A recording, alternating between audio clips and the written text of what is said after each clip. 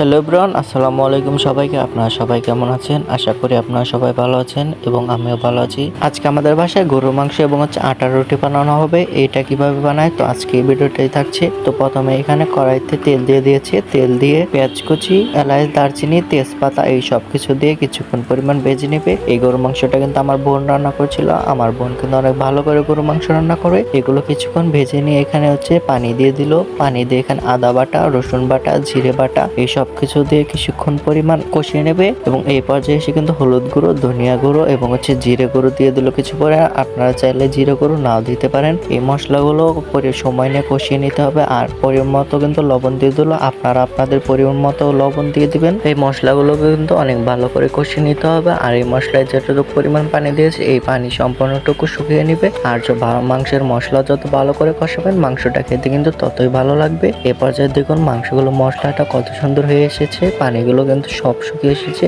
এখানে শুধু মশলাই ছিল। এরপর এখানে গরুর মাংসগুলো দিয়ে ভালো করে নেড়েচেড়ে মিশিয়ে নেবে। এ পর্যায়ে কোনো পানি দেয়নি, মাংস থেকে পানি উঠে এসেছিল। সেই মাংস দিয়ে কিন্তু মাংসগুলো ভালো করে কষিয়ে নিয়েছি। আপনারা অবশ্যই এভাবে কিন্তু রান্না করে দেখতে পারেন, অনেক মজা লাগবে। তো এইভাবে রান্না করে কিছুক্ষণ নেওয়ার পর এখানে কিছুটা পরিমাণ পানি দিয়ে দিবে। গরু মাংসগুলো পানি দিয়ে কিন্তু আবার সেদ্ধ করে নেবে। সেদ্ধ করে নেওয়া হয়ে গেলে এখানে আবার পানি দিয়ে দিবে। পানি দিয়ে কিন্তু গরু মাংসটা রান্না করে নেবে। আর আজকের আবহাওয়াটা দেখুন কত সুন্দর, একদম আকাশ নীল নীল, কিন্তু একটু পরে একটা ঝামেলা পেকে যাবে, একটু পরে একদম বৃষ্টি এসে যাবে। দেখুন এখন কত রোদ রয়েছে, কিন্তু একটু পরে একদম আকাশ মেঘলা মেঘলা হয়ে বৃষ্টি নেমে পড়বে। এই তো দেখুন গরু মাংস সব পানি শুকিয়ে এসেছে। এই পর্যায়ে এসে আলুগুলো দিয়ে দিব। আপনারা চাইলে এভাবে আলু দিতে পারেন অথবা ভেজেও দিতে পারেন।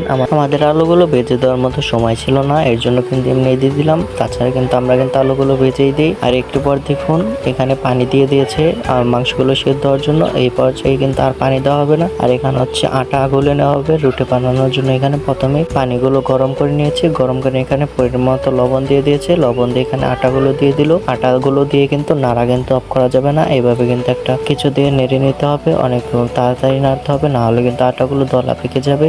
এবং পরিমাণ মতো আটা দিয়ে অল্প অল্প করে আটা দিয়ে এখানে মেখে নিতে হবে। আর এই তো দেখুন কিছুক্ষণ পরে কিরকম মেঘলা হয়ে এসেছে।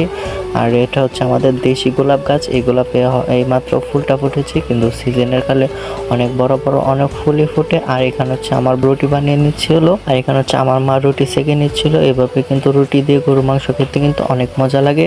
আর কার কার এভাবে রুটি দিয়ে গরু মাংস খেতে অনেক মজা লাগে আপনারা বলে যাবেন। আর যদি বৃষ্টির দিনে রুটি দিয়ে গরু মাংস হয় তাহলে তো কোনো কথাই নেই, একদম জমে যায়। আর এটা ছিল পবিত্র আশুরার দিনের ভিডিও। এইভাবে কিন্তু সবগুলো রুটি কিন্তু সেঁকে নেবে। আর রুটি সেঁকার সময় কিন্তু গরু মাংস যে রান্না করেছিল চুলায় যে কয়লা ছিল সেগুলো দিয়ে কিন্তু রান্না হয়ে গেল মাটির চুলায়। কিন্তু এটা একটা সুবিধা। তো আমাদের মাংস এবং রুটি ছেঁকা হয়ে গেছে। আমি তো প্রথমে মাংস এবং রুটিগুলো নিয়ে খাওয়া শুরু করে দিয়েছিলাম। দেখুন মাংসের কালার কত সুন্দর হয়েছে এবং রুটিগুলো কত নরম হয়েছে এবং মাংসগুলো কিন্তু অনেক নরম হয়েছে, হাত দিয়ে ছেড়া যাচ্ছে। আজকে এই পর্যন্তই। ভালো লাগলে লাইক, কমেন্ট, শেয়ার করে আমাদের পেজটির সাথে থাকবেন। আল্লাহ হাফেজ।